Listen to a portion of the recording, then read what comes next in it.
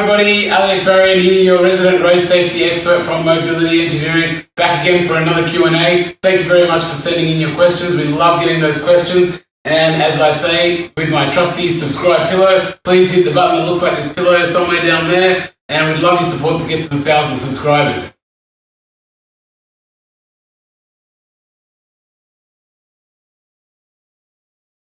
First thing we'll talk about is the age. Now, in general, for these things, we have a recommended lifespan of 10 years. The reason why it's a recommendation, it's not something that's actually written in any regulations or any laws.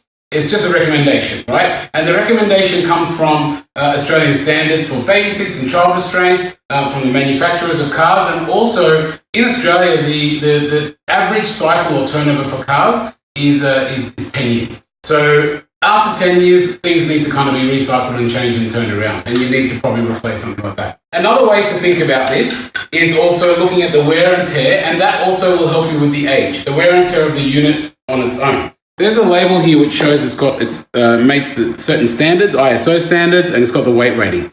Now, a very good way to tell if this thing is expired or if its wear and tear is gone is the label is faded. So once the label fades, it's basically effectively not 100% compliant anyway, because the label is what's telling you, okay, this thing meets XY standards and it's got this weight rating and so on.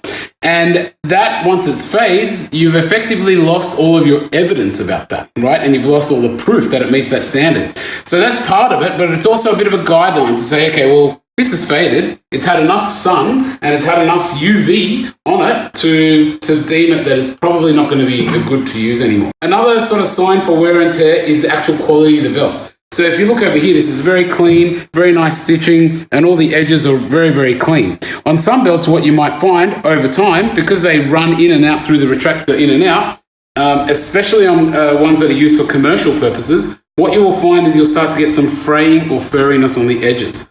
Once you start getting that, or even if you've got a small little cut or something like that, this thing has got to be replaced straight away. Even if it's a year old or something like that, if it's got that kind of wear and tear on it, it's got to be replaced.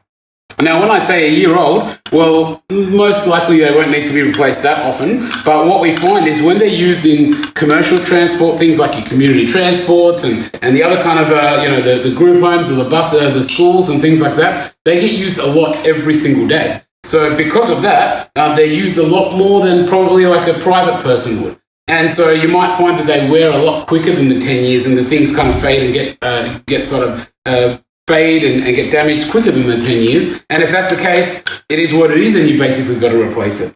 Just to summarize, 10 years is your absolute maximum you want to go for. It's not a legal requirement. It's a safety recommendation. There is actually no laws around this. It's based on Australian standards and it's based on the turnaround of vehicles. But in general, if our things like our labels are faded and our belt is sort of moving and being frayed, it's time to replace these as well.